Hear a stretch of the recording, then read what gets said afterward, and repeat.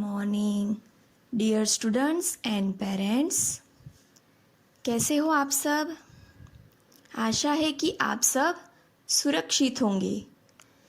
मैं हूँ आपकी हिंदी टीचर प्रीति छासटिया। आज का थॉट ऑफ द डे है, सफलता का कोई मंत्र नहीं है, यह तो सिर्फ परिश्रम का फल है।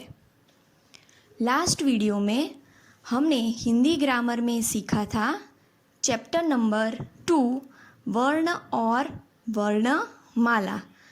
उसमें हमने सीखा था कि क ख ग उसको हम वर्ण कहते हैं और क ख ग घ ड च वैसे अगर श्र तक लिखा हो तो हम उस पूरे को क्या बोलेंगे?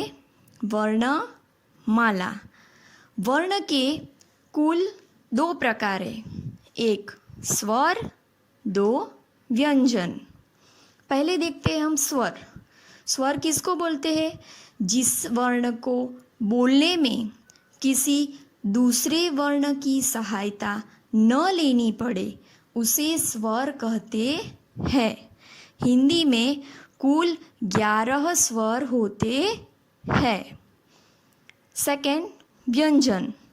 जिस वर्ण के बोलने में स्वर की सहायता लेनी पड़े उसे व्यंजन कहते हैं। व्यंजन 35 होते हैं। ये सब आपने सीख लिया।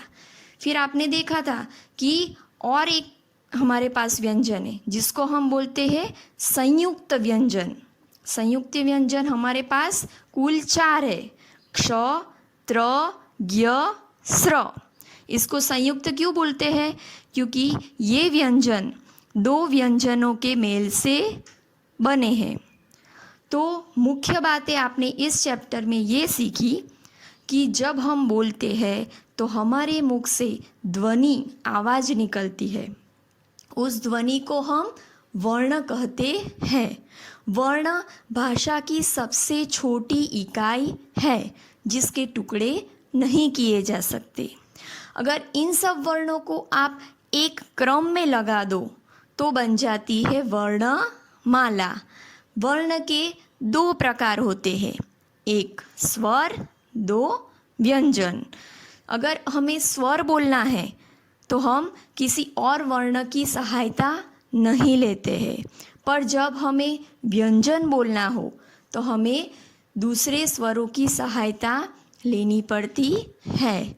स्वरों की कुल संख्या है 11 और व्यंजन की संख्या होती है 35। ओके, अब आज हम चैप्टर 2 वर्ण और वर्णमाला की एक्सरसाइज देखेंगे। तो ये एक्सरसाइज आपको दी है, इसमें एक माला दी है आपको, उसमें fill in the blank step दिया है, क, च, ट, त, प, य, श। इतने लेटर, इतने वर्ण आपको लिख के दे दी है। अभी आपको बीच वाले जो भी खाली बचे वो आपको अपने आप लिखने हैं। ओके, मतलब आपको पूरा क से ह तक लिखना है। दूसरी एक्सरसाइज है संयुक्त व्यंजनों को लिखिए। संयुक्त व्यंजन हमने आगे पढ़ा, कौन कौन से है? क्ष, त्र, ज्ञ, स्र। तो वो आपको ये वाले बॉक्स में लिख देने हैं। उसके नीचे दिया है स्वर लिखिए, तो स्वर आपको आते हैं 11, अ, आ, ई, वो सभी आपको लिखने हैं। और उसके नीचे दिया है कि शब्द दिए हैं, शब्द की ध्वनियों को अलग करके लिखिए। तो कैसे लिखना है आपको एक एग्जाम्पल दे दिया है, जैसे कि शहद। तो शहद कैसे लिखना है आपको? स्वर और व्यंजन को अलग करना है, बराबर। तो वैसे ही आपको 5 के 5 लिखने हैं। और ये सभी एक्सरसाइजें आपको आपकी हिंदी की ग्रामर की टेक्स्ट बुक है उसमें ही लिखनी रहेगी। Okay, thank you, have a nice day.